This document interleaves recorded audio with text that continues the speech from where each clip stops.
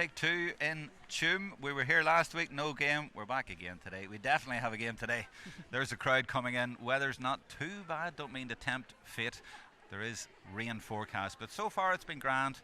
And you see there the crowd coming in. They are in place for this local derby, Connacht derby. Galway against Mayo. Lots of red shirts there, and our red coats rather. I'm not quite sure what that's about, but I have a Galway girl with me, and Emer Flaherty. What's all the red coats about? Is this Butlins or something? Is there a Butlins near here in Mosney? They're always famous for the red coats. I think they're leading the way there with the All-Ireland final cup. That might be it. That might be it. There's a wee bit of silverware at the front there. Yeah, that's Kilkerran Clonberne, and they are here because at half-time they are going to be paraded. They are going to be brought onto the field. So that is Kilkerran Clonberne, the All-Ireland Senior Champions, and they are going to come out at half-time. So they are here, and they are going to be honoured, and just right too, Emer. Yeah, for sure. You know, these guys have been through it all. They put a lot of slog in over the years and finally got their just reward. You know, what a game. You're talking about Annette Clark, aren't you? Yeah, definitely. God, definitely Minette as well. Yeah, God, she's put in some mileage, but to get that long, eagerly awaited All-Ireland final cup, you know, I'd say they're still coming down from the high, but you know, they've got to enjoy every bit of it, I think, for as long as they can. I see Olivia Dively there. She's at the other end of the scale. If Annette doesn't mind me saying that, she should be retiring, but Olivia Dively there is such a brilliant player and player of the match in the final, and she's the future as well, one of the new real stars of the game, and she's coming through, but not here today. We've no Divleys, no Wards here today. In fact, very much changed here today, because you also have no Leonards. Well, you've one Leonard in the subs, no Megan Glynn either for Galway, and yet for Mayo they could say the same. They've no Kelly sisters, no Gilroy, no McManamans, no Sarah Rowe, no Rachel Cairns, no Emer Flaherty for Galway. You know, I mean, things have, isn't it amazing how things change so quickly? Yeah, that's it, Jerome. There's a really new look team, I suppose, on both sides here, and both will be, you know, putting down their new introductions there for Mayo on that game, and they obviously won that considerably. And on the Galway setup, you've got a few, I suppose, a bit of a mix. There are some new recruits there through the lines, and they have been through, you know, I suppose, some changes there in the last few weeks. But hopefully things have settled down now with the newly appointed joint managers and Manus Marnock and Fiona Wynne.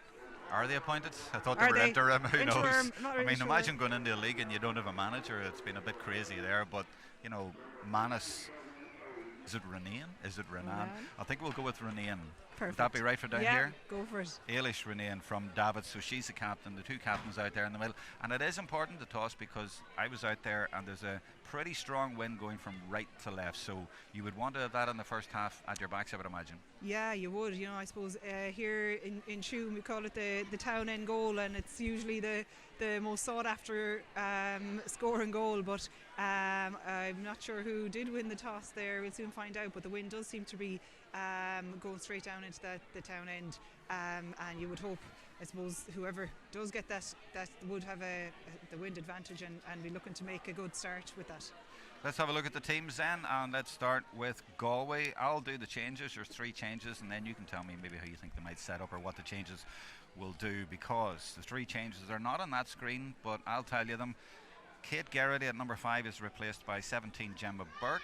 Fabian Cooney at 7 is replaced by 24 Ellen Power, and Dorina Keane wearing 20 will replace Linda Booth at 15. So 3 late changes, but as you said last week, I mean, I think, or the week before it is now, I think Galway had maybe 7 subs they brought on. Mayo brought on 10 subs, so it's very much a 20-25 person game these days. But how do you think that'll all change things? You'll know those players and where they line out more. I take it that's not just straight swaps.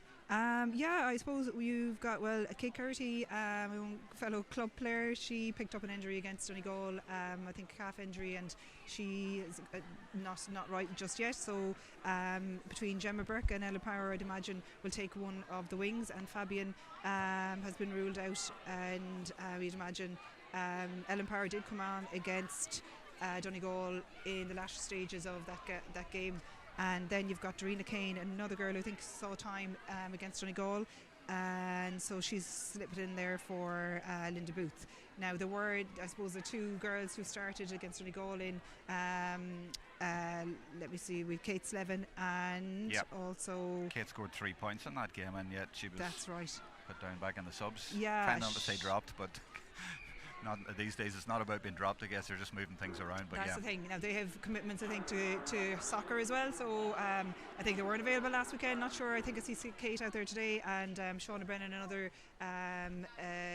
young player who's shown great prospect for Galway. So they might see him time today too. Okay, let's move on to Mayo and have a look at the Mayo team there. I haven't had any changes from them, but of course there could be late in the game.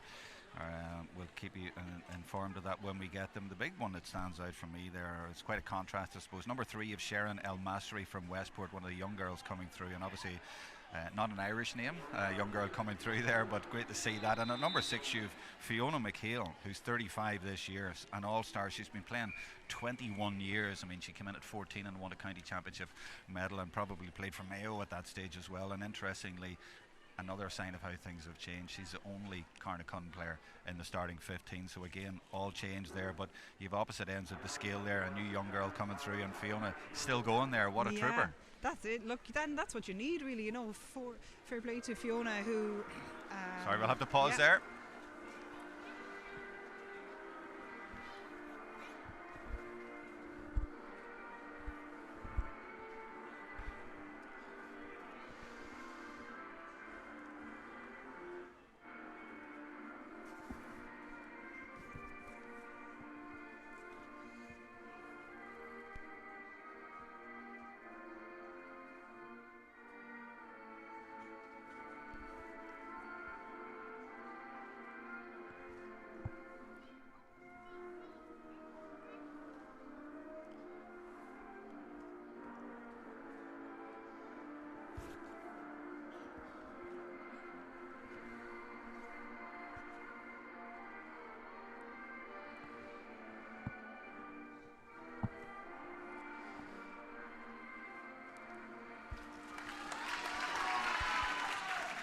Sorry, Emer, we interrupted you there. No problem. Yeah, so Fiona, such a super player for Mayo down through the years, and for her to take up that centre back mantle, supporting the newer girls around her. That it's a great mix to have. It's what you need, and she's obviously still well able to control things from there. So she's a real important player for Mayo. Absolutely, and interesting to see her in there at centre half back. So we imagine that she will calm things down in there and run the show. And then you've all these young girls. I mean, Maria Riley scored 2-1 against Westmeath, and she's been really, really impressive at colleges level. I mean, you mentioned the commitments with clubs. There's also colleges commitments at the minute, and we'll talk about that later and show a little bit at half time. And then you have the likes of the Cafferkeys are in there as well, and lots of talent here, lots of exciting players for the future all coming in. And the other thing we need to explain, of course, is that if Mayo win today, they go into the semi-finals. If Galway win, will they kind of open everything up? That's the way it is in the league. It's a little bit confused after last week. This is round 2. There's another round of games next week, and we'll see who gets through to the semi-finals of the Lidl National League. And one more thing just before we start, good crowd here, Emer. Yeah, great crowd gathering. I suppose we haven't seen a Galway Mayo game in Hume Stadium for quite a while. They've just ended up being fixed in Castlebar. So the Galway girls definitely will want to get a good start in place and perform for the home crowd as well. We weren't sure who won the toss, but I'd say it was Mayo, because they had the wind on their backs in the first half, and they are on the ball right away there with Aoife Garrity. She gets it and lays it back, and they will have the advantage of that wind. As Emer was saying, it goes down to the town end here in Tuam. There's a useful ball into the forwards, and nearly expected her to claim a mark, but of course that's the men's game, and this is the full forward Ciara White. Looked like she was going to shoot herself, but instead elects to lay it off. And good tackle going in there. The hand went in and released that ball, and it's won by Andrea Trill, wearing 14 and all the way back there. So let's keep an eye on those positional switches. As I often say in the commentaries now, Emer, numbers don't really mean an awful lot, so we'll keep an eye on that, and I'll bring you in a minute to explain maybe the way the teams are lining out. But most times these days you expect maybe just 1 or 2 players to be left up front. Yeah, I'm just even watching there. We do see a Mayo change. Yeah, that's Catherine Sullivan is in there, is 19, in. so it is a Mayo change. Not too surprising. She was obviously out because she was with Castlebar Mitchells, who got to the All-Ireland Club final as well. But she's obviously deemed fit enough to come in there and play. She certainly played very well on that day. And there's another change there for Mayo. I see 21 is in Sinead Walsh from McHale Rovers. She scored 1-3 against Westmeath. In fact, I think 3 of the subs, they used 10 subs. I think 3 of them got goals, so not too surprising there. And this is definitely Andrea Trill from Clare Galway. And there's a strong Clare Galway spine in the Galway team. The goalkeeper, the fullback, centre halfback, and indeed the full forward. Now they're getting through to O'Rourke, who's trying to get through, but she's crowded out there in the end. And this is McHale now, who just tidies things up and gives it to Catherine Sullivan, and she plays it straight to Charlotte Cooney, but she's not able to pick it up as the sun comes out here. Very different conditions to last week when the game had to be called off. And that, of course, is Lisa Cafferty looking to try and find White again with the ball over the top. Doesn't work this time though, and Galway are able to soak that one up and clear the danger. But it's obvious, Emer, that Galway are going to have to watch that, because Mayo are trying to get that high quick ball in to Ciara White. Yeah, they seem to be just looking to get that direct ball in, but in fairness, Emily Gavin read that ball well and managed to curtail any potential goal coming about. So yeah, really kind of just settling down. There does seem to be lots of changes there for both teams, and even the matchups are going to be interesting, I'd say, to figure who's picking up who. And that's the 24 for Galway. We mentioned 3 changes at the start. That's Ellen Power. Now it's Trill, who's certainly been busy at the start of the game, and this is Charlotte Cooney in support. She was in the team of the league in 2019, way before that thing they called COVID came into play, and that's Maria Choga there, and they get a free now, Galway, and this will be Aoife O'Rourke from your club, Emer, from Indeed, yeah. Tune Cortoon.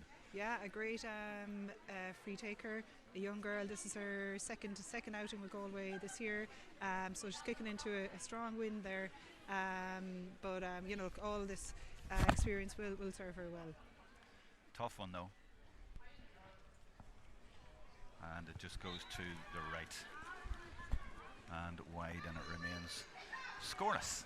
Now, goalkeeper is Aisling Tarpey, who plays her club football, of course, with Foxrock Cabinteely in Dublin. Now she looks for McHale, but the wind really picked up a bit of pace on the ball there. Now McHale is going to get a free there, but it was amazing the way the ball, just the trajectory of it was quite low, and the wind really carried it. It looked like a shot, so maybe Mayo should be using that a little bit more. This is Sarah Mulvihill, and she plays it into Cafferty from Kilmavie Shamrocks. Now they're playing it patiently here. I wonder, are they going to go for this high ball in again? No, they don't this time. They play it a little bit shorter, and instead it's Sinead Walsh going through there, and she shoots low into the net. What a start. Sinead Walsh got in there from McHale Rovers. She scored 1-3 against Westmeath. Her team scored 7 that day, and they have a goal already today. Yeah, I'm wondering, is that Laura Moran or Sinead Walsh? Well, the numbers I was given was definitely 21 Sinead Walsh. We'll clarify that in a minute, but it's definitely a goal for Mayo, and it was interesting, Emer, the way it all just opened up for her. Yeah, we were expecting maybe the high ball over, but she just found a way through it. Maybe the Galway defence were expecting that. Yeah, no, I think both those girls, Laura Moran and Sinead Walsh, apparently are still minor. I think they made their debuts last in the Westmeath game also, and did very well, scoring 1-3 and 1-2. So we should clarify who exactly it is, but a well taken goal. There might be confusion because of the game last week, and maybe the programme similar to last week, but definitely the teams I was given the other day, Sinead Walsh 21. Perfect. And it makes sense if she got a goal the last day, but we will try and clarify that. Galway on the attack now, trying to reply, but they are playing into the wind, and number 2, the captain, or number 2, Shauna Malloy, actually is all the way up there. And here's a chance now for a goal at the other end, fired to the net. Maria Choga does it again. She loves Tuam. She got a goal here a few years ago in a Galway Mayo game at the other end. She's done it again today. 2 brilliant goals early on. Great goal, well taken. You know, she seemed to be really bottled up, but managed to find herself space and had one thing on her mind when she was that close into goal. She seems to be lining out there in the full forward role there today, which you know, maybe more suitable. Andrea Trill seems to be pushing out in the half forward position. Well, she's not a bad player to leave in there. She's certainly got a great finish. I don't know if you remember that one. It was, you might have been playing actually, but it was in the top corner at the other end. And brilliant goal as well. So a goal for each team. You watch these men's games, and there's no goals in the entire game, but usually, but girls football, you still get spectacular moments like that, and that's what you want to see. You do, yeah. Probably not as many that are right at this early stages of the game. But look, it's a great start. It just shows, I suppose, what's on both teams' minds. They're looking to make semi-final positions for sure. So 1 goal to 1 goal early on here in Tuam in this Connacht derby, and the crowd still coming into the ground here. Maybe there were a few people doubting whether it would be on this week after what happened last week. We definitely have a game here in Tuam, and it's had an electric start. The goalkeeper is Alana Griffin from Clare Galway. As I say, there is a spine of Clare Galway up the middle. So unusual to see a Galway team without the Ward sisters or Olivia Divilly out there, but these are the new younger girls getting a chance today, and that's what today is about for a lot of these players. This is Alva Davarin from Moycullen as they try to work the ball up the field, and they're passing it through the hands and doing well. This is O'Rourke. This is Davarin again. This is good progress actually, because they are inside the 45 now, but this is the tricky bit. Tackle comes in from McHale, and she is penalised, and they're just keeping Galway outside the scoring zone. Yeah, they're being, I suppose, working that ball up. It's difficult to play against that wind. You don't really know where the ball's going to end up, so it seems to be just working through the hand, steady and slowly, and a nice free one there. Our camera is right behind this. This is Aoife O'Rourke. Missed one earlier, but as I say, no blame, because it's very tough in the wind here, and she goes to the near post and just gets it perfectly inside it. That's the exact way you need to do it. Yeah. First point of the game. Yeah, great score by Aoife O'Rourke. She was unfortunate with the first one, but that'll do her confidence the world of good. And Fiona McHale made a good run there for the keeper, and she picked her out really well, and that's why Mayo are now on the attack right away at the other end with Cafferty, and she is held up by the Galway captain, but moves it nice and quickly. And this is Geraghty to her midfield partner, the other Cafferty, Sinead, and she plays a nice ball through there, but there's a maroon wall in front of them, and the maroon wall does its job, and they turn it over. And the midfielder, number 9, the captain, Sarah Nilinchi, gets in there with an interception. And is it fair to say that Galway have weathered a bit of a storm there? Yeah, I think so. They did well. The Mayo girls seemed to build up a bit of momentum and pass it through, but I think it was well worked there by the Galway defence. They're being really tight and marshalling their players very well. And Sarah Lynch does seem to be falling back there and not playing the midfield role.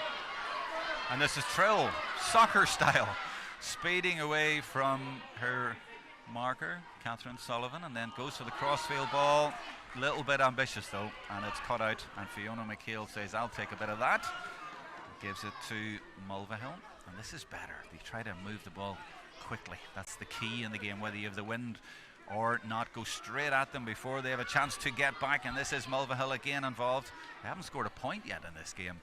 Mayo, maybe a little bit intent on goals, but that's certainly an effort at a point, and it is their first point of the game. Really well taken, and she's made a good start. We think it is Sinead Walsh, but we're still going to try and double check that. I must change on Twitter, check that on Twitter, but I think that's 1-1 for her and 1-1 for Mayo.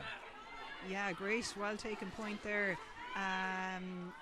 The full forward Ciara White is looping around there quite a bit and looking for a long ball in, but they took that really well against the wind, or with the wind. Yeah, a lot of the play seems to be looking for Ciara White, the full forward, trying to get the high ball into her, and then they take their score then, or else they work it back out. Nice little dummy solo there from Sinead Cafferty. She also got a goal against Westmeath, but a lot of the girls did. They scored 7-22 that day. And off they go looking for another one, and that's a lovely ball, and it's another goal chance right at the start, and beautifully taken and beautifully finished by Ciara White. Oh, what a brilliant move by Mayo. As I say, 7 goals against Westmeath, and is that 2 today, but the referee is going in to have a word, and this may be ruled out. Kevin Phelan is going in to talk to his umpires, and we will see what has happened there. He's having a word. What is the call? That's our version of VAR, and he says goal allowed. 2 goals on a point, and really well worked there, all the way from the Cafferkeys in the middle of the field to Ciara White who got on the end of it, and they just get in behind, and that's the way to beat the defence. Yeah, it was a really well worked score there. I think Sarah Mulville. Oh, hold on, there might be another one here. Got 2 goals already. They're going for a point this time, and now she's blazed it wide, but there's warning signs there for Galway. Yeah, there's the great runs coming down the wing. Galway just seem to be struggling to manage the runs that are coming in, and the ball's obviously being laid off at a quick pace, leaving them no chance. And you've obviously got that wind to battle against as well, so all to do for Galway. It's all gone wrong since I said that Galway had weathered the storm, and then they concede a goal and maybe another point, or nearly another point. But this is good work by Aoife O'Rourke, getting it to Shauna Malloy, the number 2, who's certainly not playing in the cornerback position. This is Leanne Cohen from Corofin, and there's another chance here for Galway off the post. Very unlucky, could have gone anywhere, but of course Fiona McHale was there to read it. And this is Sharon El Masri, the number 3. Mayo have lost that in the middle of the field. Maybe the sun in the eyes has just come out in the last few minutes. This is Lara Finnegan, number 12, trying to break through, but it's been turned over, and it's actually Danielle Caldwell. I don't think we've mentioned her before. Emer, number 17, is out there. So the 2 Castlebar Mitchell girls did start the game for Mayo, and Danielle was involved there, and no wonder, because they're both excellent footballers. So those are the late changes for Mayo, and this is good work by Walsh, spreading the play. Lovely ball to Aoife Garrity, and she's speeding towards goal, and they can't catch her. You know, if she can get a shot away, she looked to be trying to get on her right, but that area was blocked. But no matter at all, because Shauna Howley has come in, and she has expertly put it over. She got 1-5 against Westmeath, and she's popped that over, and the girl from Knockmore makes it 2-2 to 1-1, and now it's all Mayo. Yeah, all Mayo. I'm just looking out there. Seems to be a huge element of height difference really in a lot of areas there for Mayo, and the likes of Eva Gertie there midfield, and Ciara White, and Laura Moore, sorry, Sinead Walsh there. we're trying to figure. All of them seem to have just a height advantage, and there just seem to be real athletic strides to them. So, changes around the Mayo team are serving them well.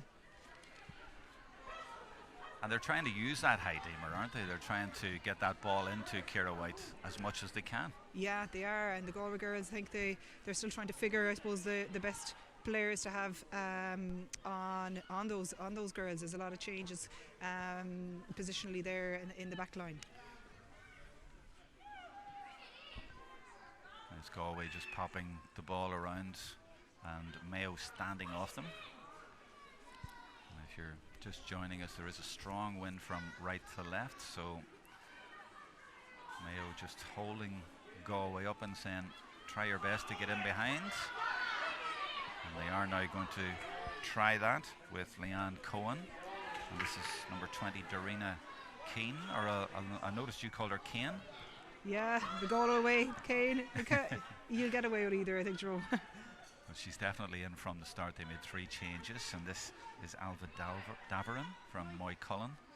And as I say, Mayo just saying, okay, you can go around the edges, but we're not letting you into the danger area. You got in once when Maria Choga fired a brilliant goal to the net, but since then they've only allowed Galway 1 point in this game. This is patient play from Galway. This is their captain, Nalinchi. You always seem to, I'm always anticipating or expecting Olivia Dively to pop up in this sort of position to be in the play, but she's in the crowd today.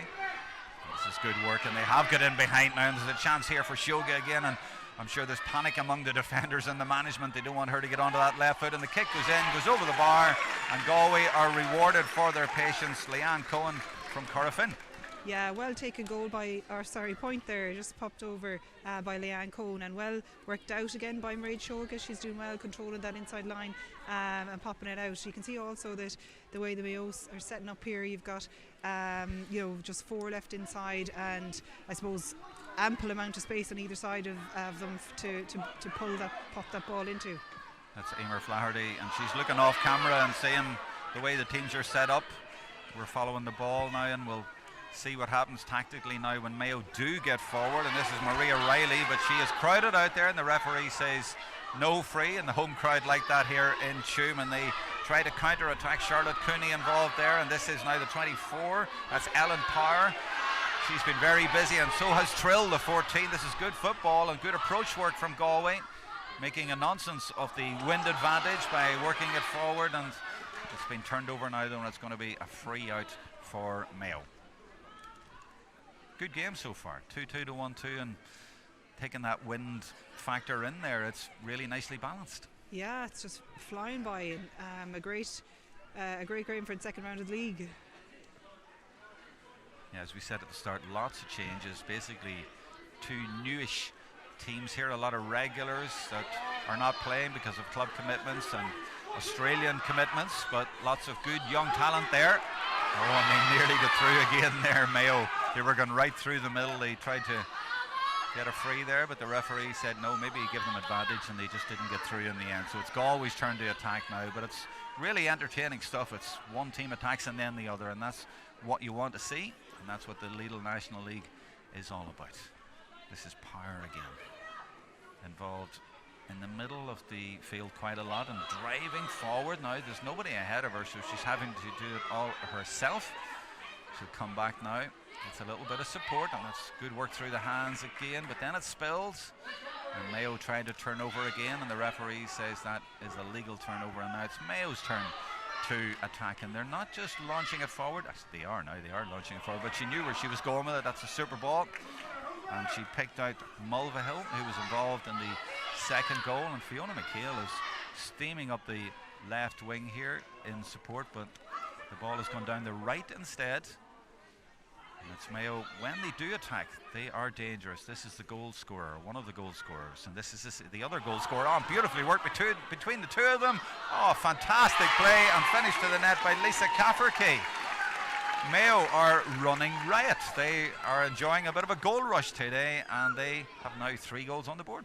Yeah, really well taken goal there, Jerome. The girls involved there, Sarah Mulvihill has been very impressive on the wing for Mayo, where the Galway girls are struggling to just get a hold of her. She popped the ball in, and then a super quick movement of the hands between Ciara White and or Sinead Walsh, and then on to Lisa Cafferkey.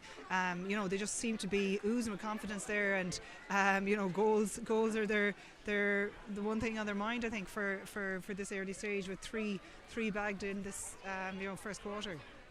Yeah, 4 goals scored and 4 points scored in the game, and as I say, that's what you want to see. It's good, exciting stuff. It's entertaining, and that's what the crowd are here for. And I'm trying to resist having a go at men's football. I'll just stick with ladies football. It's much more entertaining, and you definitely get your money's worth. And you see goals being scored, and if not goals being scored, goals being saved, and that's what it's about.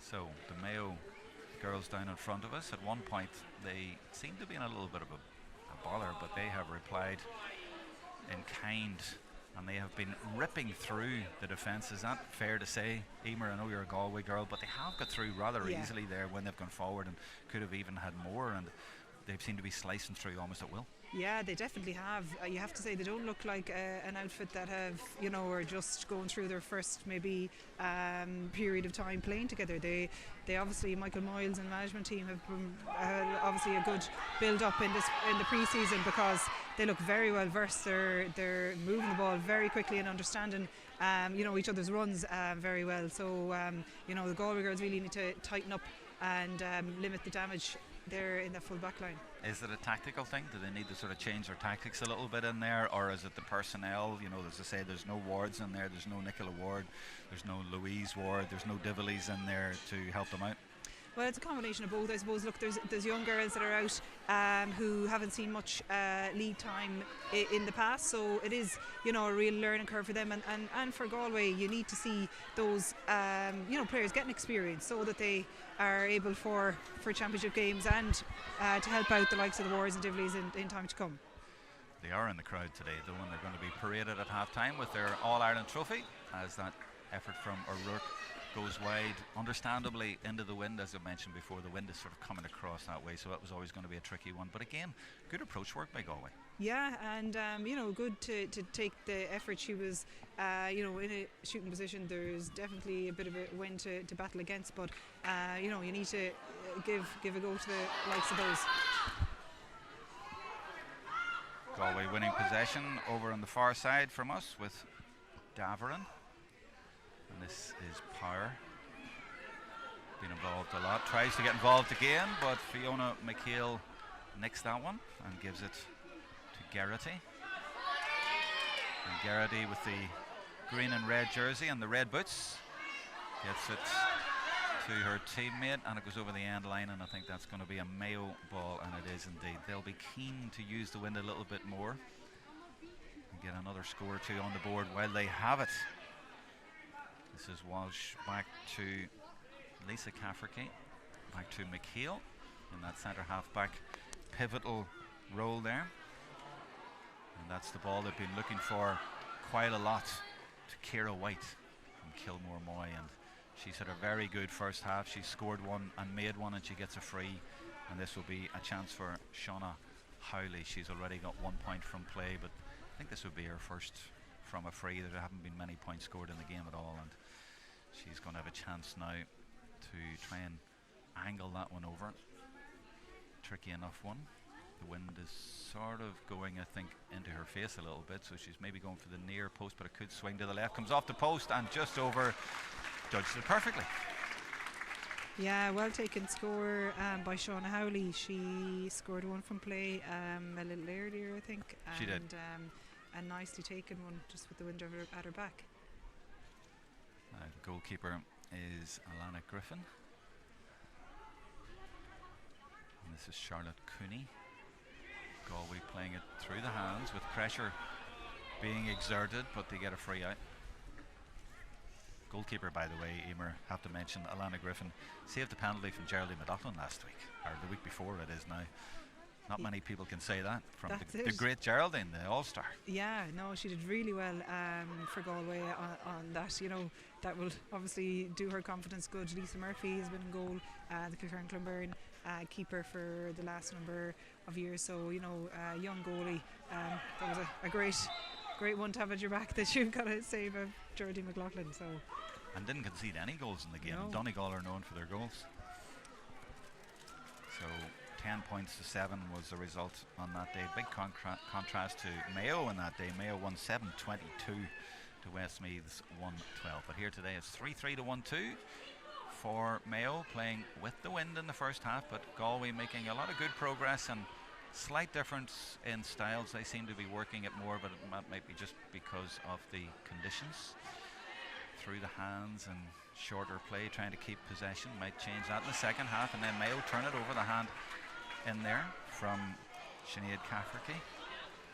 But it's broken down quite a few times around here, and maybe it's Galway now who are putting extra numbers back there. They're maybe aware of the counter-attack, but little drop of the shoulder there from Charlotte Cooney. And that's Nalinshi now. And again, a little bit too tight.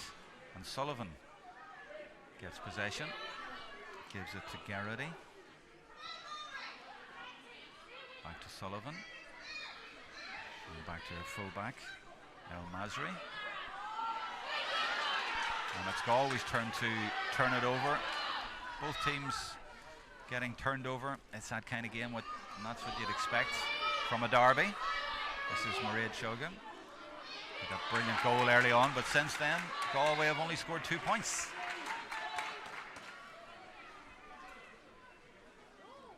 Yeah, really well defended there by Danielle Caldwell. There was a nice ball put into Aoife O'Rourke, but she was just a bit slow off the mark. Danielle's that experience, that tigerish defending to get out in front, but also very well won back by Lara Finnegan. Another young girl who's just her second outing with Galway, her first being the game against Donegal. So really lots of girls getting great game time and great experience. Sullivan gives it to McHale, and she looks for the ball into the full forward line. That has worked for them quite a lot, and it works again because White gets it, lays it off, and this is good work. kick in the end is going to the right and isn't actually going to go out from Mulvihill, but they did certainly connect well. They're going to have a different challenge in the second half. They won't be able to get that ball off so easily, but they have used it well in the first half, Mayo, it has to be said. 3-3 to 1-2 shows that, and strange enough, even though they've got through for 3 goals, Galway have probably had 50-50 possession. It hasn't been all one-sided by any means, even though Galway haven't scored for a goal for a long time. They got the goal early on. They've only had 2 points since then, but pretty much a 50-50 game, Emer, would you say? Yeah, you would have to say they've been taking it, I suppose, very cautiously into attack, working it through the hands quite a bit, and not really having an awful lot of opportunity to take some scores. But with that wind, you really aren't left with much options. I suppose the only other thing is that you try and get into space there, which might be an option for them to try and hit the corners a bit quicker. On the opposite side, then the Galway are 7 points down at the moment, but that wind is definitely worth quite a bit. So they are doing well all over. And working hard as well. Dorina Keane there getting a free. So I'd imagine their management down in the sideline there will be relatively pleased.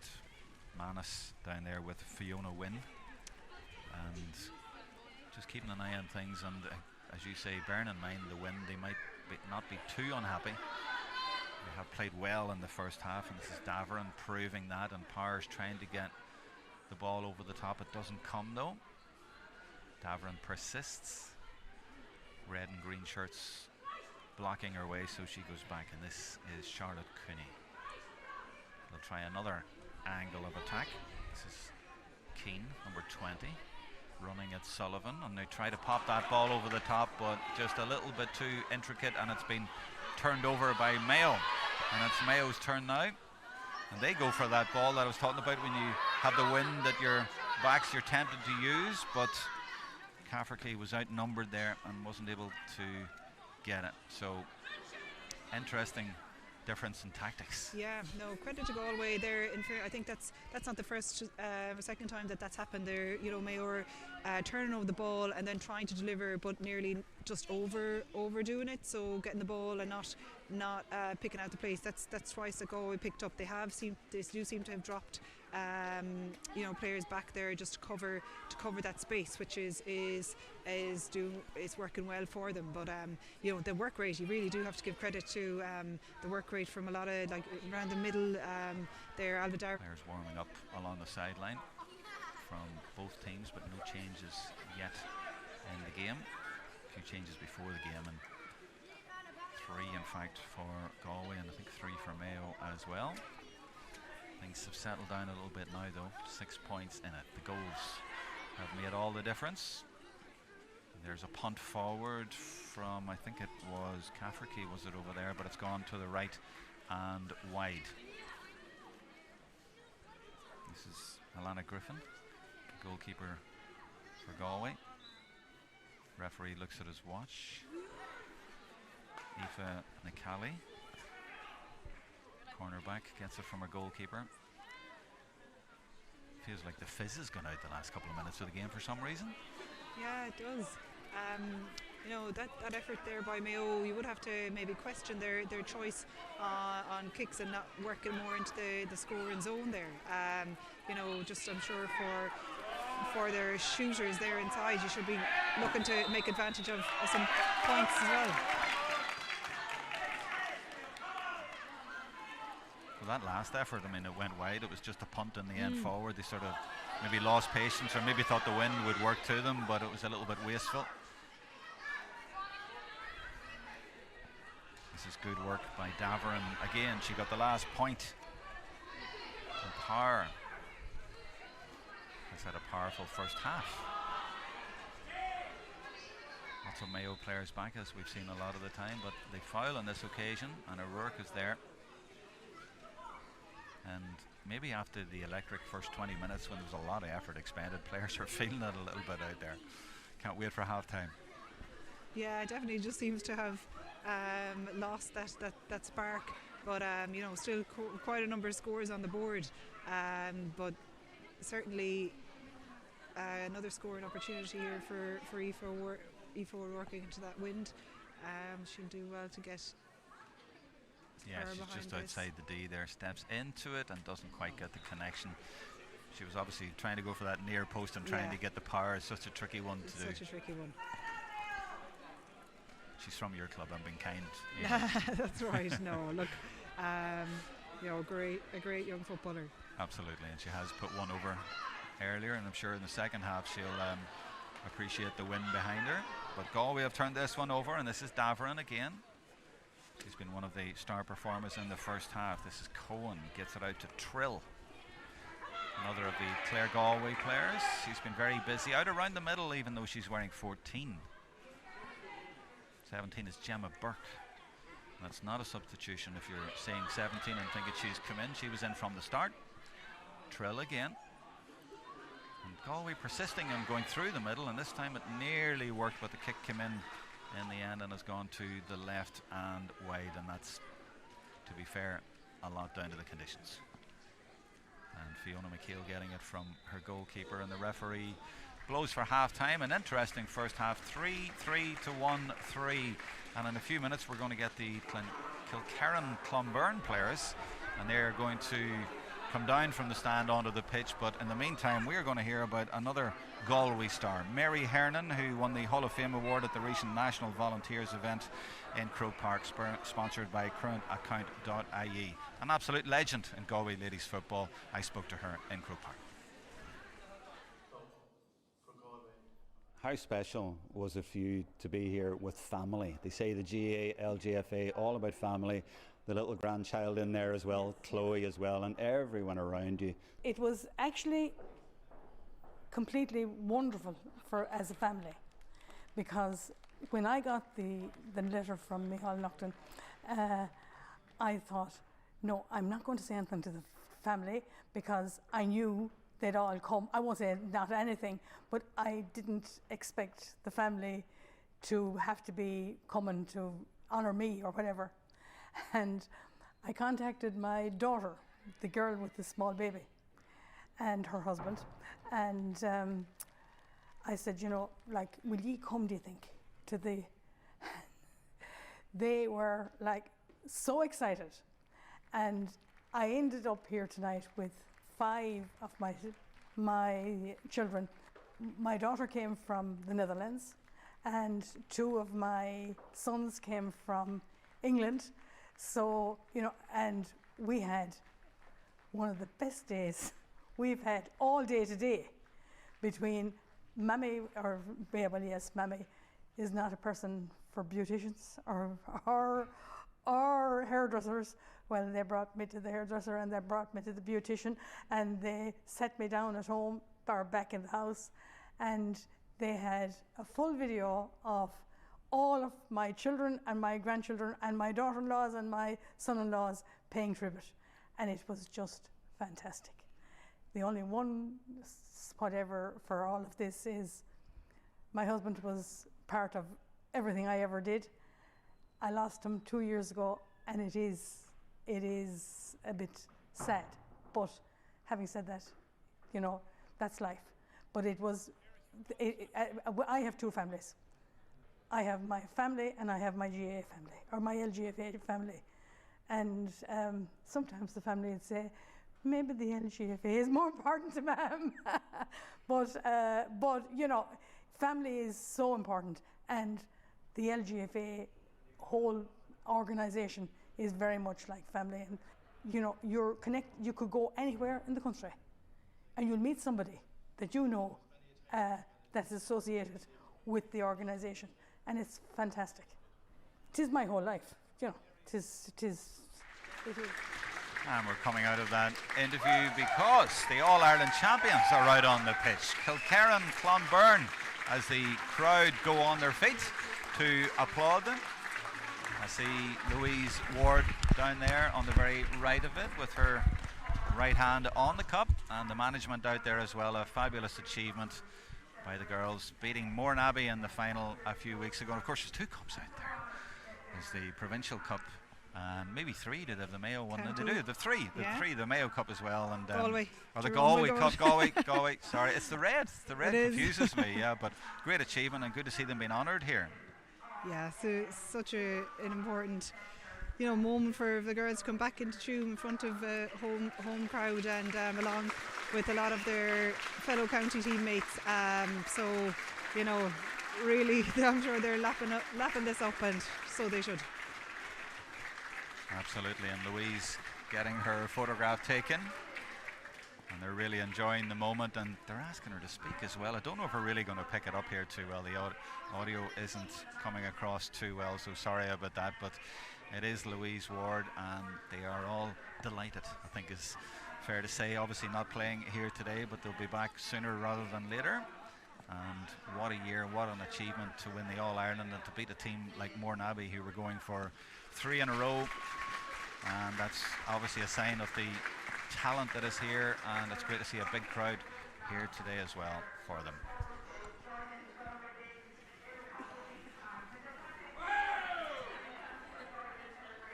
I can't make out what she's saying, but it's all good positive stuff for Galway. Definitely is. Yeah, super day for the girls, and I'm sure the Galway girls today will be looking forward to seeing their fellow Kilkerran Clubber, I suppose, teammates to come back onto the panel. It'll give a huge boost to them going forward and going on into the championship in the coming months. Yeah, well, they're getting a bit of a rest there, and that's well deserved. Now we're going to hear from Daniel Caldwell, who's an interesting character. He's chairperson of the ladies HEC. His daughter's out there playing today, of course, for Mayo, and in the next couple of weeks you're going to have the O'Connor Cup coming down to the decisive time. And I had a chat with Daniel a few weeks ago at the announcement of Yoplait as the sponsors of higher education ladies football, and also had a chat with Daniel as chairperson about exciting plans to have coming up for those next couple of weeks, including 3 finals on International Women's Day. So a bit of a change of plan there from what's gone on before, but really innovative and good to see. So here's that chat with Daniel. Smiles for the last 1, 2 and 3. Daniel, you're a happy man here in Croke Park today. Delighted to be here, delighted to get a sponsor on board for the championships. That's really important to us to continue to grow the game. Look, we've had a great development over the last number of years.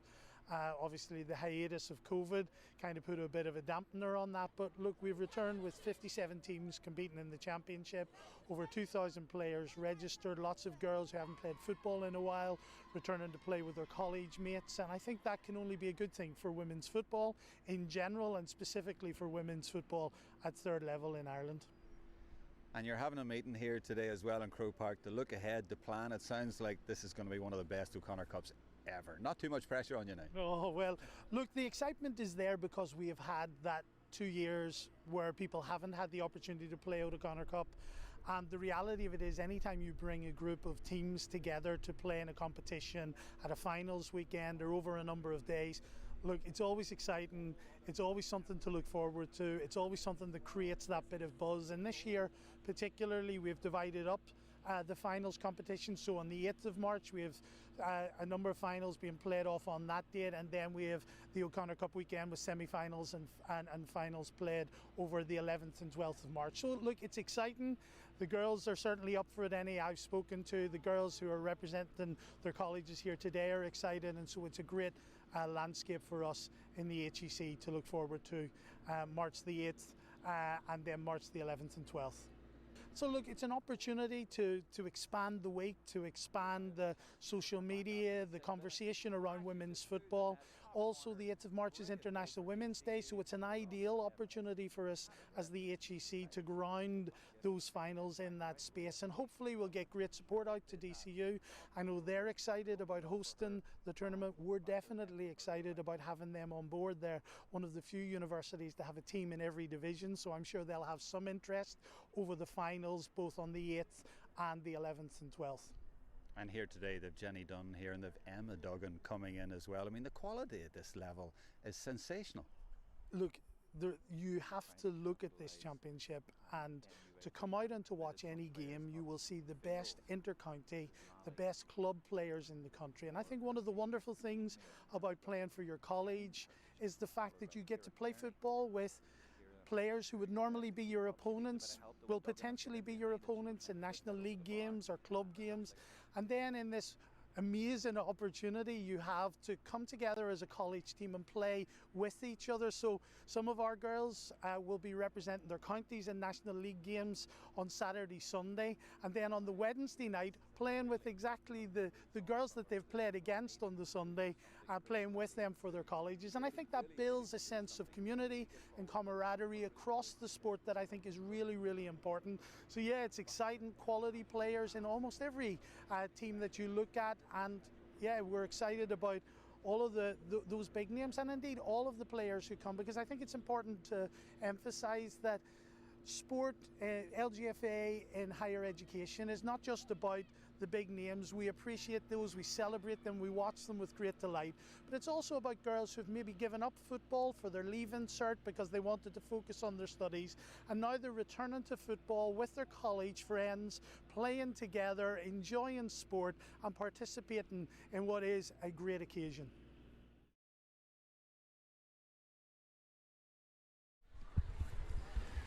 And we're back live here now in Tuam Stadium.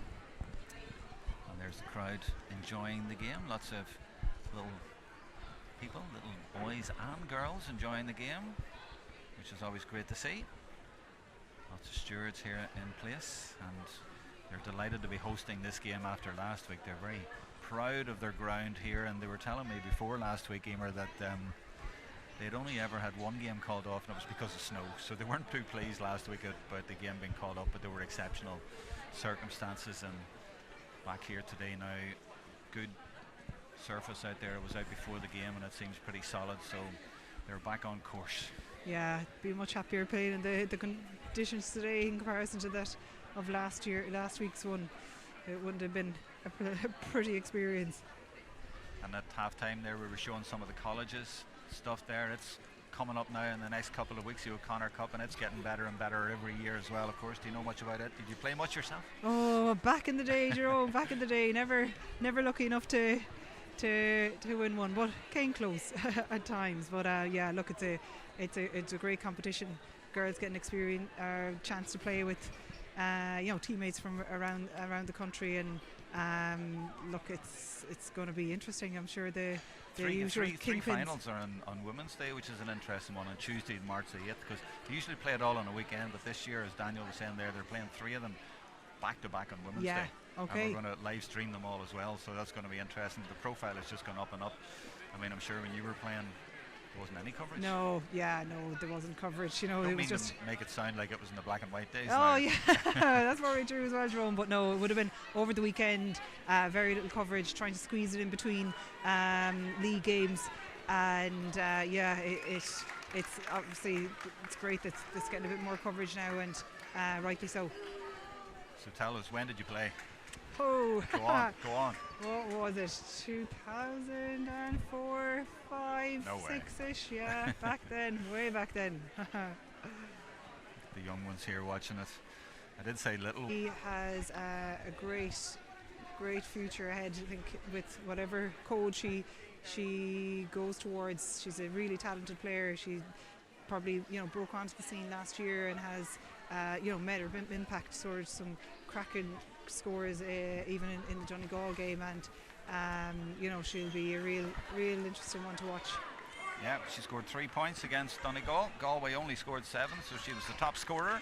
She's in the play now for the second half as Kevin Phelan throws it in, and Galway will be anxious to get on the attack, but they don't get it from the throw in because Aoife Garrity got it and tapped it down for Sinead Cafferty, and now it is Sullivan and Cafferty and White who have possession, so Galway haven't had a touch yet, and this is Sinead Cafferty. She is looking to come back out and does that to McHale, and she is looking for Tamara O'Connor. Gives it back to the 2016 TG Cahir All-Star. And she plays it into White. This is good work in the second half. It's only a minute or so gone, but good work, and Mayo get a free as well, and they've pretty much picked up from where they were playing in the first half, and they haven't let Galway have a touch, but Shauna Howley is now going to be faced with the same problem that Aoife O'Rourke had in the first half. Tough playing into that wind, which is still swirling about, though she steps in and puts it over expertly. She scored 1-5 against Westmeath. She got 2 points, I think, in the first half. The girl from Knockmore, and she's got the first point of the second. Good start now from this kick out. Where are they going? There's a press on from Mayo. They try to get over the top of it. They don't. And instead, it's Sinead Walsh who did get the first goal of the game. And this is Sinead Cafferkey. And she's lashed it to the net. What a brilliant start to the second half from Mayo. Strong wind and Tuam. They're in Galway territory. None of that matters. Back of the net. Great goal for Mayo. They're fourth of the game. Yeah, excellent score. Another ball won there by Sinead Walsh, out from Galway's kick out, and really well worked through the hands, and another one netted. And was it Walsh again? No, who at the end of it? I tried to watch the replay and just caught the end of it there. I was trying to see who got it. We'll clarify that in a minute. Let's get back to the play. It's Trill, the other 14. White is 14 for Mayo, Trill is 14 for Galway, and now they go on the attack. We were expecting them to go on the attack in the second half, but instead it's been all Mayo scoring a goal and a point. That's well blocked down though, and El Masri tidies up. Great start to the second half for Mayo, playing into the wind. They had a good lead already, and now they have a really good lead. 4-4. Plays 1-3, a 10-point lead for Mayo. Makes it very, very interesting. That's Danielle Caldwell, number 17. Her dad was on the video at halftime. She's been playing since the start of the game, and this is Aoife Garrity. Mayo are playing better into the wind, Emer. They do seem to have settled very well down. They're moving the ball. They're taking it at pace, running off the shoulder, and here's the Cafferkey again on the ball. Oh, look at that for a dummy solo. That is class, and she might get a goal out of it. Oh my goodness, what a goal. Brilliant play by Cafferkey. All the skills, all the tricks from Kilmavie Shamrocks. She fooled her defender there, nipped inside, and I'm not sure she was going for goal or a point, but after she did the dummy solo, I'm going to give her the benefit of the doubt, because that was class. And the Galway girl is speechless. I know. Sorry, I'm taking that. I understand. Really, I understand. Really well hold on. They're goal. on the attack now, and this is Power trying to go through. But they really have been rocked at the start of the second half. Galway have a chance here now to try and steady things a little bit. But my goodness. Yeah, worked down that wing. Aoife Garrity was on it and just managed to find Aoife Cafferkey. She's such an elusive player. She just takes it on, very difficult to mark, and she managed to blitz by, and Alana Griffin couldn't do much about that. It was just a tail and ball that was popped over her. Nothing that she could do about it. But this one might do the same. They had to watch it, and they have watched it, and it's Caldwell in there, and they have managed to clear it. Mayo. Again, I'm not sure if the effort was meant to be at goal. I'm pretty sure it wasn't though. And the one up the other end there, that goal a minute ago, I don't know if you agree, Emer, I'm pretty sure she wasn't going for a goal, but the wind maybe brought it down, and she was aiming for the crossbar and hoping for the best. Yeah. But a lovely little dummy solo in there. And Mayo have surged into a really useful lead early in the second half, and it's now a really long way back for Galway, even with the wind, or even if they get a bit of momentum there. This is McHale. This is good work against the wind. Now she's taken a knock there, but really clever play, keeping possession, making sure they get it through the hands, and that's what they've done. I don't believe it. Walsh is through again. Oh my goodness, 6 off the best for Mayo. And it's that girl Walsh again. She started it, and that was brilliantly worked all the way from the her 2016 All-Star Fiona McHale, and finished in the end by Walsh. And Mayo are enjoying their day out in Galway. Yeah, Galway are in serious trouble now. They're just struggling to try and curtail any of the Mayo forwards. You've got the likes of Ciara White, Sinead Walsh, Lisa Cafferkey are just really dominating inside. Obviously Fiona McHale spraying the ball in, and they're just taking it on. The wind doesn't seem to be affecting them. They mean business really today, and it's hard to see a comeback. Galway just have to try their best to try and narrow that lead. This is Lara Finnegan, number 12. Galway shell-shocked at the start of the second half. 3 goals in a matter of minutes against the wind. And that's why Galway are warming up a couple of subs ready to come on. They have 15 and 18 ready to come in. I'll come back to that in a minute. because Galway are trying to get a score through Trill, and she wriggles her way free, looks for a bit of support. She gets that support, the kick comes in and it's going to go left, and it's gone wide from Slevin. Frustrating start to the second half for them. A couple of subs coming in now, 15 and 18 for Galway, and that is Linda Booth wearing 15. She didn't start the game, and 18 is Shalene Trill, who I presume is the sister That's right. of Andrea Trill at number 14, and coming off is number 12 and number 24. Ellen Power at 24 put in a really good shift, and 12 is Lara Finnegan. What do you make of those changes? Yeah, look, both girls, Lara and Ellen Power, put in a great shift, a lot of work around the middle and the half forward line, and you've got Shalene Trill, who did come on against Donegal the last day, sister of Andrea. She's a real tenacious back, and in Linda Booth there as well. So, you know, it's important, regardless of, I suppose, the scoreboard. You need to get girls getting game time and getting experience.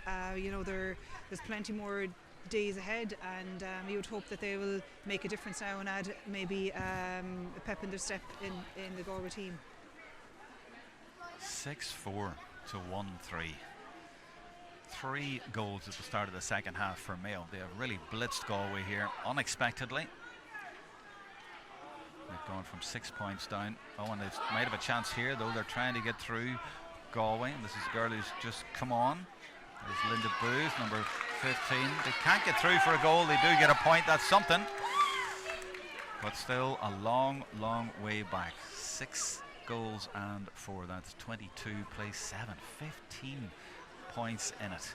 And Galway really need to do something, and they need to do it quick. But Mayo have all the experience there of Fiona McHale back there. And she gets her free, gives it to Sullivan.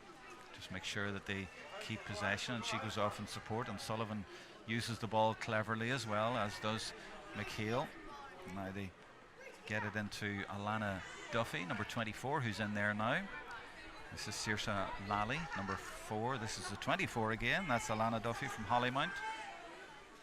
And Mayo holding possession cleverly against the wind, making sure of the passes. And as I say that, it's been intercepted. That crossfield pass has been picked up by Kate Slevin, and that ball is just a little bit too strong, and it's been booted out. It will be a 45, but they're just not getting through in the way that Mayo got through at the other end. No, well intercepted it right there by Kate Slevin. Unfortunate that it didn't work out, you know, and get a counter-attack going. But look, yeah, Mayo are doing really well to score. What have we, three goals in a row there against that wind. You know, they've been working hard. It looks. That's a nice point, though. Super. That's Kate Slevin again. You were talking about, got 3 points against Donegal, and she has got a point today. Yeah, lovely score. By Small Kate steps Slevin. at this stage, isn't it? That's all That's they need. it, yeah. I know you're disheartened to concede it, consented. Well, I mean, all of Galway will be. They're at home here to Mayo. They don't like losing to the rivals, and especially being rocked. And there was so much expectation at the start of the second half. And there is McHale now driving forward, and she's going to get her free as well. And she is making such clever runs all over the place, and then using the ball so sensibly as well.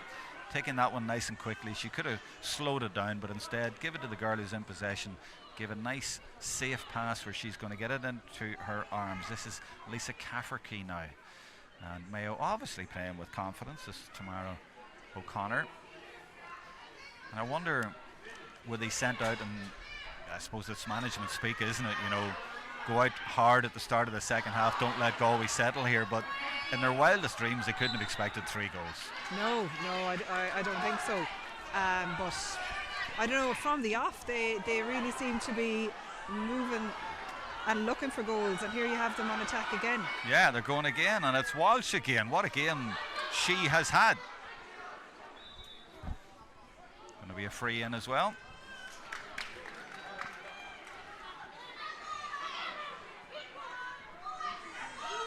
Galway have it. Actually, it must have been a free out. This is Daverin. She's looking to try and play the quick ball over the top, but there's just a lot of Mayo shirts back there, and McHale isn't marking anyone. She's just sitting in there, and the fact In fact, as you can see, another 3 Mayo players are just back there marking space, as is the way these days. But Galway persist. This is Shauna Malloy, and that's a better ball. They want to make sure that they get it into Galway hands and just lump it forward. And there's a ball looking for Slevin, who came in at half time, and she speeds off, chased by El Masri. So they're forced to come back out. This is Trill. There's 2 Trills on the pitch now. Her sister's way over on the other side, in a bit of space, but it'll be tricky getting the ball to her. And then the shot comes from just outside the D, and it's going to go tamely wide from the captain, Nalinchi. And do I detect a little bit of frustration? Yeah, you can sense it there. You know, probably a pass went astray, and then you've got a shot that just taken wide. You know, Galway have gotten 2 scores in the second half with the wind. They haven't actually had a goal chance either. No, they haven't. So frustration is bound to be creeping in. Now this is good work by Lisa Cafferty, because the result of all that at one end is that there's more room at the other for speedy forwards like this, and she's not going to go for another goal as she might have been.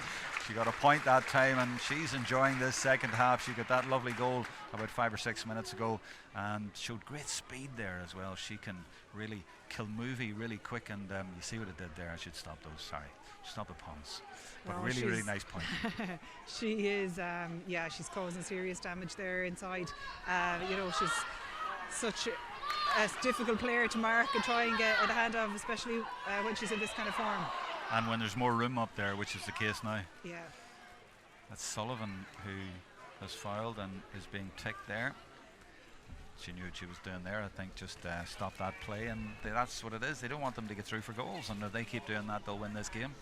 Yeah, it was well worked. Catherine Sullivan has huge experience in these situations, so you know they just didn't let that play build. So Galway reduced to going for points, but they have got one, and that's Slevin. There was 5 goals exactly in it just before that, so that brings it back to 6-5 to 1-6.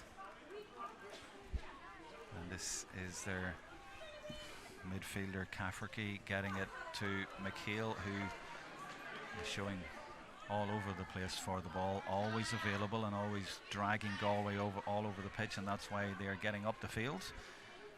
Walsh now to Sullivan. Walsh has had a super game, Sinead Walsh. At least a couple of goals. I tried to give her a third one as well, actually. She's from McHale Rovers. Ciara White's had a good game as well, and now here's Walsh going for a point this time and gets it. I think we have a contender at least for player of the match. Yeah, excellent. A little bit early to talk about that, but she's had a great game. Super score. Like, you know, I suppose in contrast, Galway really struggled to get any of those scores in the first half. So, you know, you can just see they're just buzzing with enthusiasm and confidence right now. This is better from Galway, though. They get it into Slevin, and if she's a little bit of room, swings at it, and that could be a super point. Oh, so unlucky coming off the maroon bit at the top of the post, but there might still be a goal chance here, and you know that could be a penalty, I would imagine, because Trill looked like she was brought down, and she does poke it into the net in the end, but I think the referee, Kevin Phelan, is going to give a penalty. He's walking forward with intent, shall we say, and indeed, yes, a penalty for Galway. A little bit unlucky, but turned out lucky. Turned out lucky, yeah. A great effort by Kate Slevin. It just looked like it was going to tail over, but came off the post and back to eagerly awaiting Andrea Trill, who, you know, is so quick off the mark. And now Kate Slevin, another penalty kick. So, Kate Slevin on at half time. Galway really needs something to kickstart a bit of a comeback, and she smashes it to the top of the net, and maybe, just maybe, it's not over yet. Galway 2-6, Mayo 6-6. Still a long way back, but that is bound to help. Expert penalty. El Masri now for Mayo.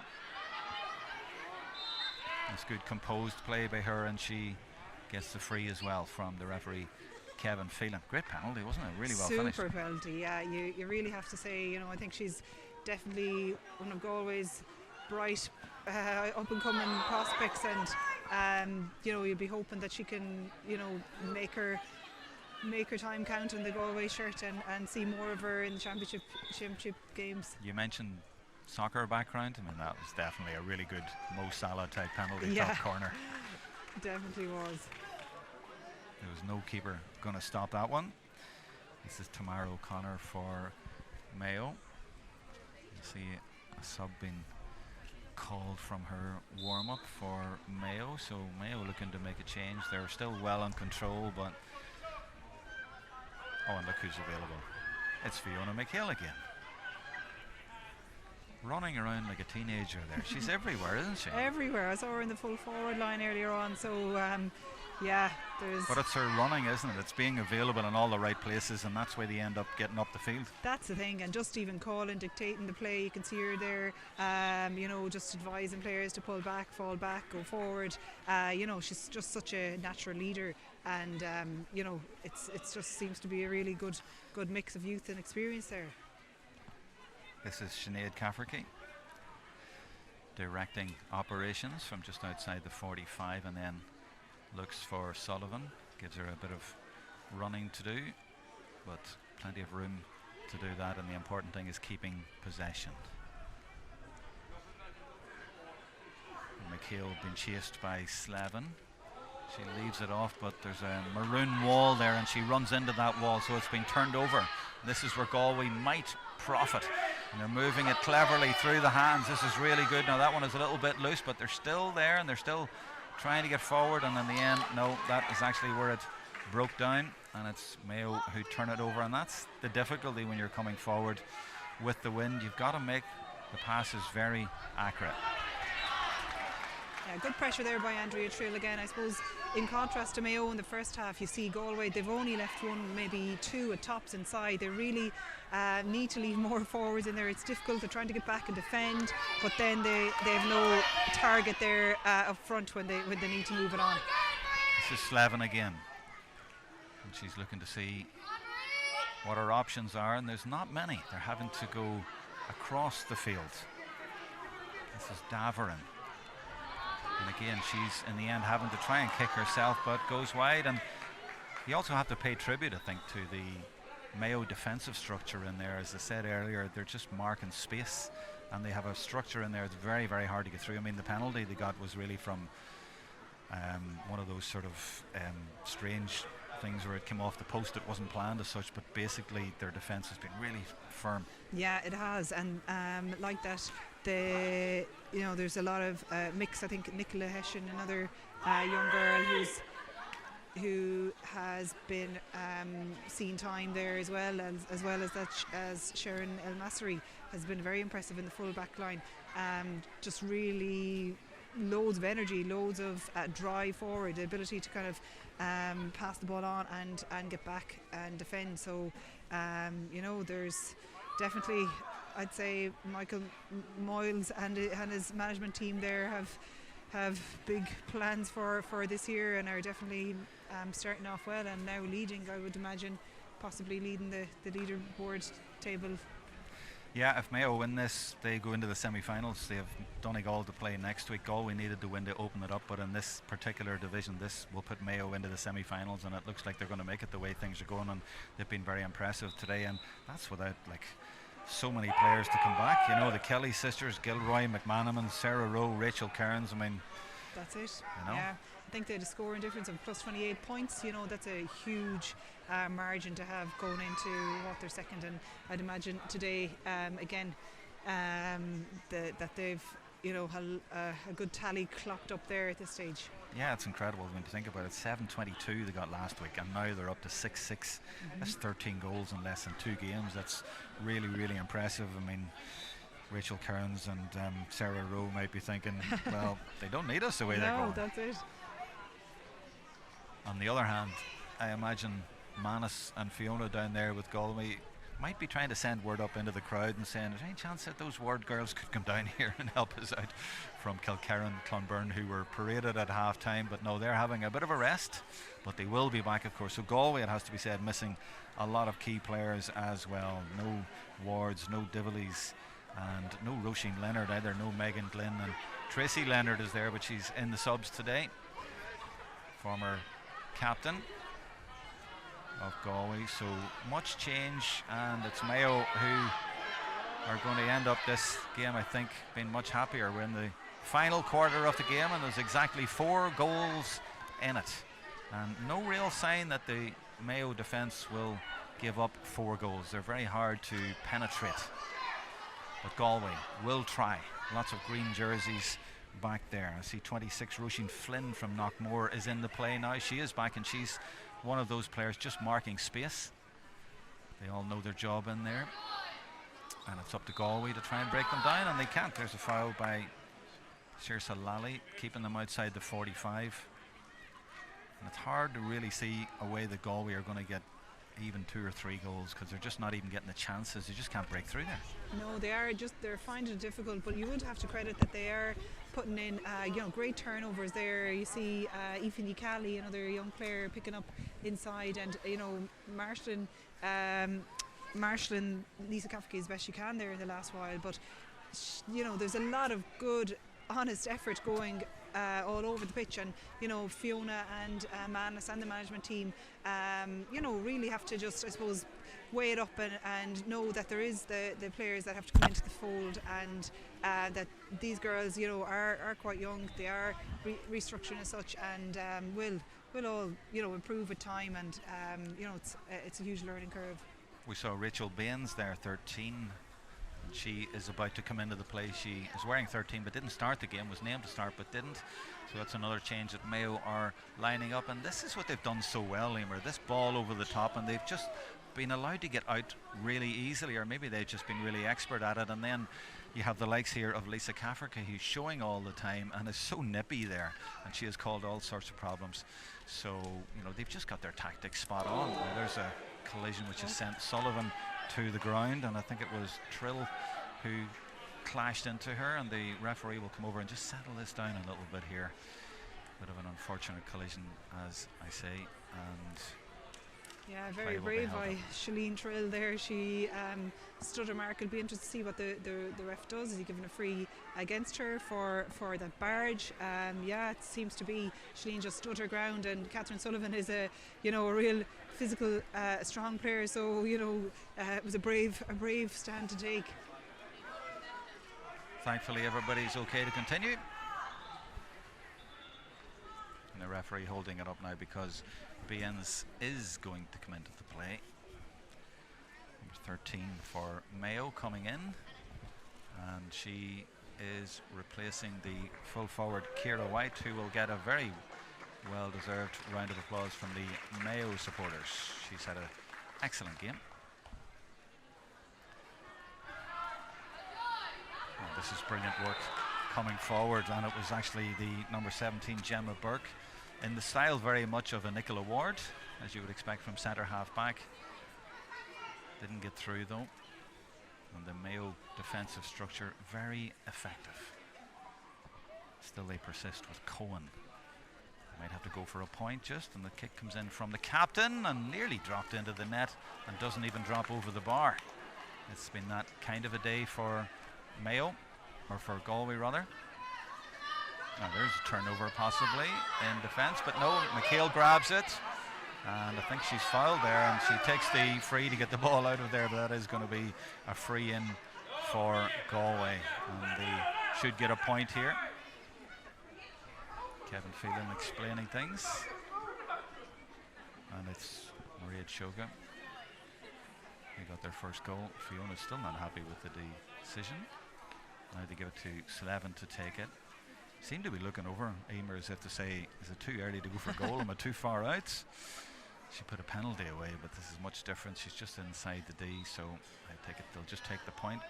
Lots of height on it and accuracy right down the middle, and that reduces it to an 11-point game. And that is not what the Galway fans here in Tuam expected when they came along today.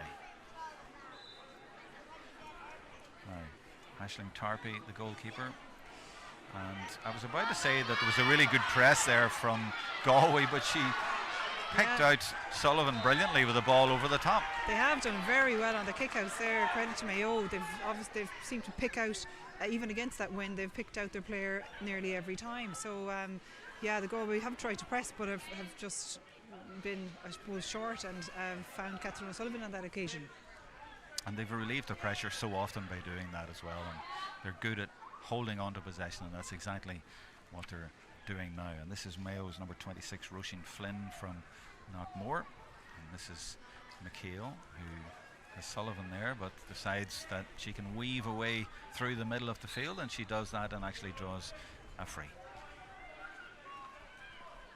6-6 plays 2-7 in Tuam, and the sting been taken out of the game, and certainly the enthusiasm from the home crowd and the home team has been taken away as well, even with Kilkerran Clonberne being paraded at half time. This has been Mayo's day. And Galway trying their very best, chasing them down all the time, but Mayo have just been too cute a lot of the time and very organised, and they've had this mastermind running the show in for Fiona McHale, but lots of great players around her, like this great young player El Masri coming through the middle wearing number 3, and she gives a lovely ball into the forwards as well, and that is well taken, and it's Walsh who's profiting, and it was Laura Moran who left it off to her. She came out and showed, and after all that, the decision is a hot ball. A little bit of a hold up here for bit of an injury, and I see there's a 23, Hannah Reap, another of the Knockmore players who might be coming in for Mayo in the next few minutes. As attention is applied. Is it Cafferty, I think, is maybe injured out there? Yeah, she seemed to came down. There was a messy ball that spilled around, but it's a hot ball now, and Cafferty seems to be back on her feet. There's an 18 for Mayo as well. That's Kieran Needham from Louisburg. And Fiona McHale is coming off to, as I say, a well-deserved round of applause. If that was in Mayo, they'd all be on their feet, because what a performance by the 2016 TG Cahir All-Star Fiona McHale.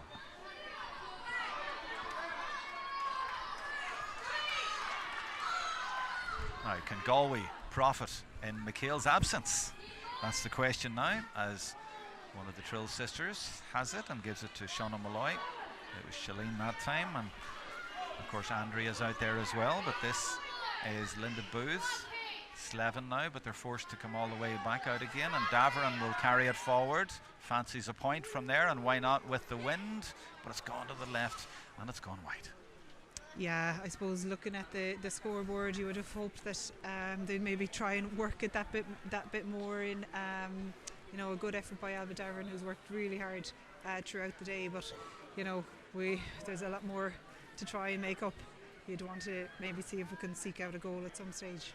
But it's really interesting the way Mayo had their structure set out. I mean, I'm trying to watch off the ball a lot and see what they're doing, and it seemed almost like Sinead Cafferty was back marking Kate Slevin, so the positions are all over the place, and then El Masri, who was full back, was going up the field as well, so they have a very fluid system. And this is now Rachel Baines who's come in, and she's just slotted in, and Mayo enjoying themselves out there. And early in the year you try and work out a way of playing, and it looks like Mayo have already done that. Yeah, another well defended effort there by Gemma Burke.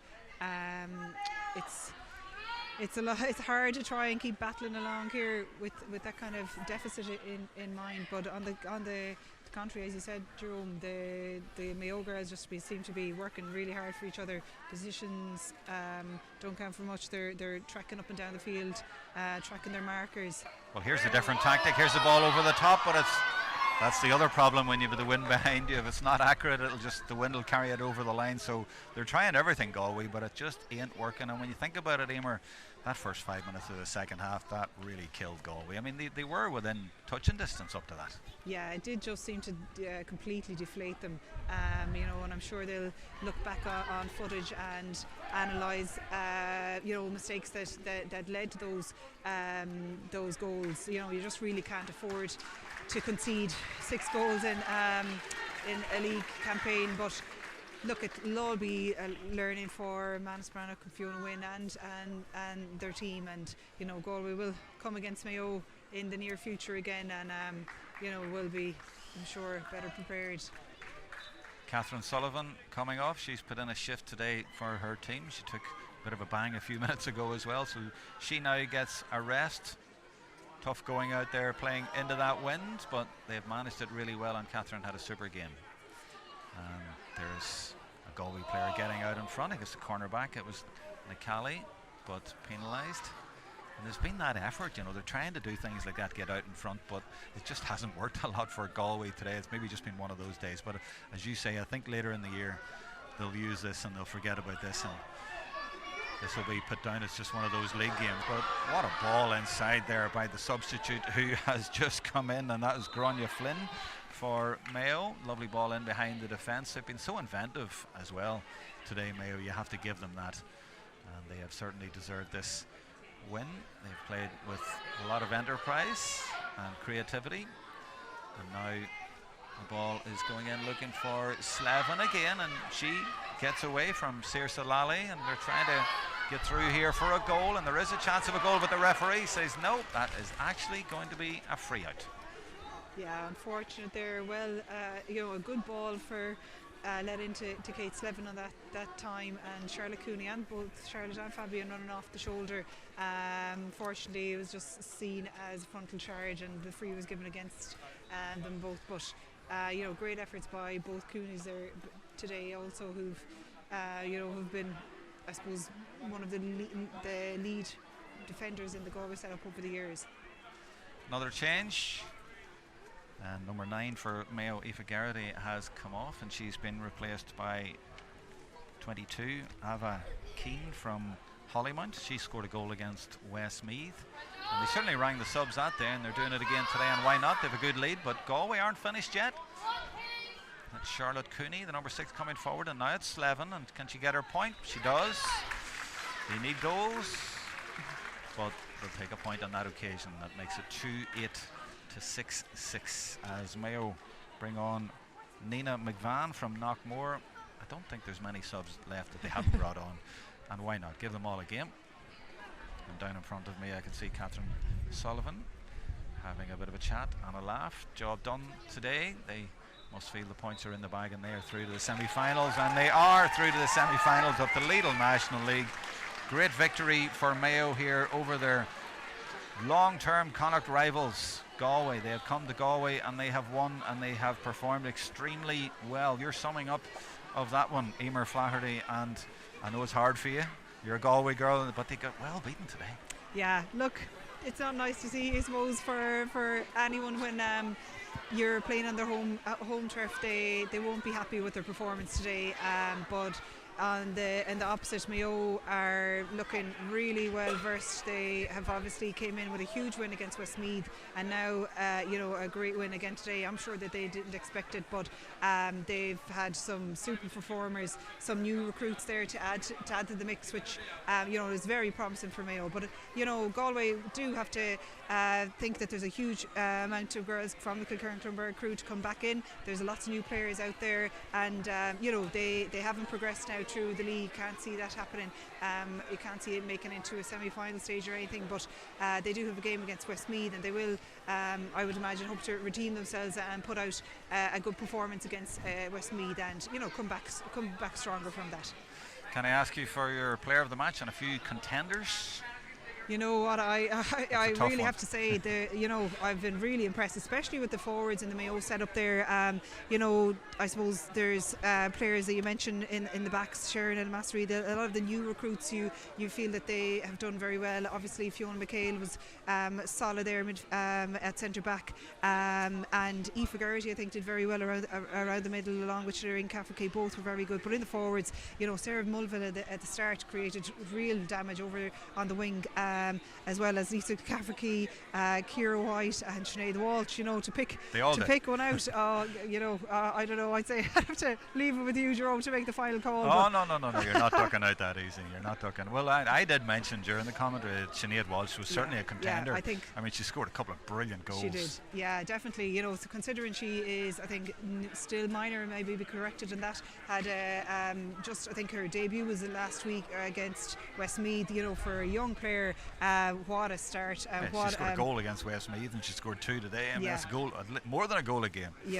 Super performance. So I think a well merited player of the match to Sinead Walsh. Special mention, I think, for Lisa Cafferkey for the goal that she got, though. A little bit of magic there with the dummy solo as well, and put it over the goalkeeper's head as well. That was one of the wee magic moments of the game too, and she was really bright throughout, I felt, and all the subs came on and did really well. So a really outstanding day for Mayo. They can't really have any complaints at all, and Fiona McHale drove them forward from centre half back. I mean, she really was important to them out there and knitting the whole thing together and just playing so intelligently. Yeah, that's the thing, I suppose. The new recruits inside, the young girls, they're obviously huge, full of talent, but it doesn't always work that way when you have a whole mix of young girls. You need to have that experience to just steady the ship, pick the right passes, settle things down, and Fiona McHale did that time and time again. You could see her up in the full forward line at stages and back controlling that centre area, when they were playing against the wind and playing with the wind, just picking out some really good passes and creating all the chances for those forwards. Okay, all right, Emer Flaherty, thank you very much for joining us on the commentary on the live stream today. We hope you've enjoyed the coverage from Tuam Stadium. From all of the team here, it's goodbye.